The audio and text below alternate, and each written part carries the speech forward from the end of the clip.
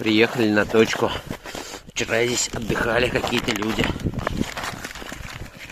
Прикормка вот такая была у них зимняя. Умка. Йогурт покушали.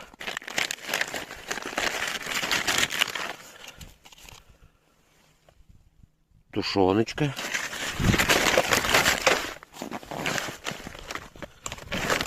Кто-то отдыхает, кто-то убирает.